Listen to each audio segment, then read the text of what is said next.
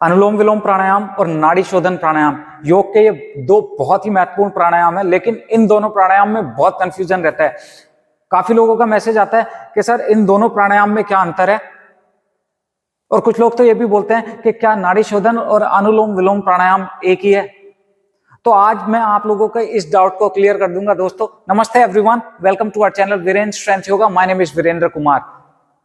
तो शुरू करते हैं अपनी वीडियो, ज्यादा समय नहीं लेंगे। उससे पहले जो लोग हमारे चैनल पर नए हैं, जिन लोगों ने अभी तक हमारे चैनल को सब्सक्राइब नहीं किया है, प्लीज हमारे चैनल को सब्सक्राइब कर लीजिए और पास में एक बेल आइकन होता है उसको भी दबा दीजिए, जिससे कि इन फ्यूचर हम कोई भी वीडियो पोस्ट करें उसका नोटिफिकेशन आप लोगों को मिल जाए। तो बात कर लेते हैं अनुलोम विलोम और नाड़ी शोधन प्राणायाम के बारे में। अनुलोम विलोम प्राणायाम के बारे में तो आप लोगों ने सुन ही रखा होगा, अधिकतर सभी लोगों ने, लेकिन नाड़ी शोधन प्राणायाम के बारे में बहुत कम लोगों ने सुना है। लेकिन नाड़ी शोधन एक ऐसा प्राणायाम है जो बहुत बहुत जरूरी है। इतना जरूरी है कि भगवान शिव की पुस्तक, भगवान शिव आदि योगी जिन्होंने योग इस पूरे विश्व को दिया है, उनकी पुस्तक है शिव संहिता। उसमें भगवान शिव कहते हैं कि सिर्फ एक प्राणायाम करने से ही आपके शरीर की सारी नस नाड़ियां शुद्ध हो जाएंगी, और वो है नाड़ी शोधन प्राणायाम। तो इतना जरूरी प्राणायाम है नाड़ी शोधन प्राणायाम। तो मैं इन दोनों की आपको टेक्निक बता देता हूं। तो पहले आप सुनिए अनुलोम विलोम प्राणायाम के बारे में। अनुलोम विलोम प्राणायाम की एक पूरी डिटेल वीडियो बना के मैं अपने चैनल पर ऑलरेडी पोस्ट कर भी चुका हूं, आप वहां से भी देख सकते हैं। अब इस वीडियो में क्योंकि हमें कंपैरिजन करना है तो मुझे आपको बताना पड़ेगा। अनुलोम विलोम प्राणायाम, कमर गर्दन सीधी करके बैठ जाएं। तो जब भी आप डीप ब्रीदिंग वाले प्राणायाम करते हैं तो आपको अपनी श्वासों को बहुत धीरे धीरे लेना होता है और धीरे धीरे श्वासों को बाहर निकालना होता है। झटके से जल्दी जल्दी नहीं करना, जल्दी जल्दी करने वाले अलग प्राणायाम होते हैं। तो अनुलोम विलोम और नाड़ी शोधन, इन दोनों प्राणायाम में ही आपको श्वासों को धीरे धीरे लेना है और धीरे धीरे बाहर निकालना है। तो अनुलोम विलोम प्राणायाम की टेक्निक, कमर गर्दन सीधी करके बैठे रहेंगे और अपने राइट हाथ को, ये देखिए, दो उंगलियां अंगूठे के नीचे लगाई, इसको बोलते हैं विष्णु मुद्रा। विष्णु मुद्रा लगाई, राइट थंब से राइट नोस्ट्रिल बंद किया, धीरे धीरे लेफ्ट से सांस लेंगे, राइट से निकालेंगे, फिर जिससे निकालते हैं उससे सांस लेते हैं, दूसरे से निकालते हैं, जिससे निकाला उसी से लिया, बंद किया, फिर दूसरे से बाहर निकाल दिया, जिससे निकाला उसी से लिया, दूसरे से बाहर निकाल दिया। एक बार मेरे साथ कर लीजिए, स्लोली स्लोली करेंगे। तो मैं 5 काउंट करूंगा, सांस लेंगे, 5 काउंट करूंगा, सांस निकालेंगे, धीरे धीरे। चलिए मैं समझाने के लिए आपको बता रहा हूं इस तरह से। तो लेफ्ट से सांस लीजिए, 1 2 3 4 5, राइट से निकालिए, 1 2 3 4 5, जिससे निकाला उसी से लीजिए, 1 2 3 4 5, दूसरे से निकालिए, मतलब लेफ्ट से, 1 2 3 4 5, जिससे निकाला उसी से लो, 1 2 3 4 5, दूसरे से निकालिए, 1 2 3 4 5। समझ गए? तो जिससे सांस लिया है दूसरे से निकालना है, जिससे सांस निकाल रहे हो उसी से सांस लेना है। 5 काउंट मैंने आपको समझाने के लिए बोला है, ये आपकी कैपेसिटी के ऊपर डिपेंड करता है। काफी लोग बोलेंगे कि 5 काउंट तक वो इनहेल नहीं कर पा रहे, 2 या 3 तक कर पा रहे। तो आप कैपेसिटी से, अपनी जो आपकी कैपेसिटी है उसके हिसाब से करिए, धीरे धीरे आपका जो लेवल है वो बढ़ जाएगा। कुछ लोग बोलेंगे कि मैं तो 10 से 15 काउंट तक इनहेल कर पा रहा हूँ, सांस ले पा रहा हूँ, तो आप 10 से 15 काउंट तक करिए। तो ये डिपेंड करता है आपके लेवल के ऊपर, आप कितना अभ्यास कर चुके हैं योग का।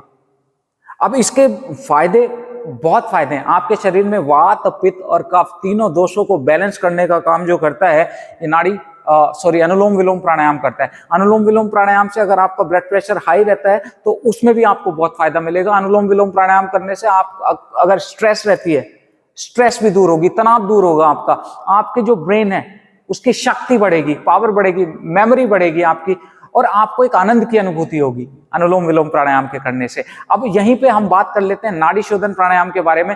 नाड़ी शोधन प्राणायाम की टेक्निक समझिए। अब देखिए, अनुलोम विलोम और नाड़ी शोधन की टेक्निक लगभग एक सी है, सिर्फ एक छोटा सा अंतर है।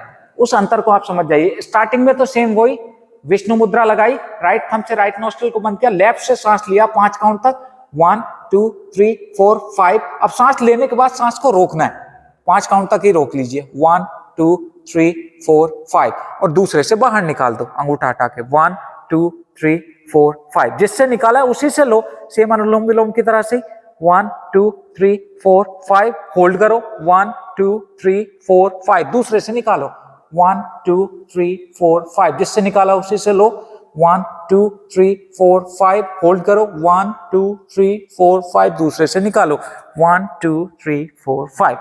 समझ गए? मतलब अनुलोम विलोम प्राणायाम में तो सांस लेते हैं, दूसरे से निकालते हैं, जिससे निकाला उसी से लिया, दूसरे से निकाला। और नाड़ी शोधन में जब भी आप सांस लेंगे तो आप सांसों को रोकेंगे, सांस को रोकना है। जैसे सांस लिया, रोका, दूसरे से निकाला, जिससे निकाला उससे लिया, रोका, दूसरे से निकाला। तो ये टेक्निक होती है नाड़ी शोधन। और नाड़ी शोधन में भी ये आपके कैपेसिटी के ऊपर है, आप कितनी देर में सांस ले रहे हैं, कितनी देर तक होल्ड कर पा रहे हैं, कितनी देर तक निकाल पा रहे हो। अपनी कैपेसिटी के हिसाब से ही आप धीरे धीरे अभ्यास करके इस समय को बढ़ाइएगा।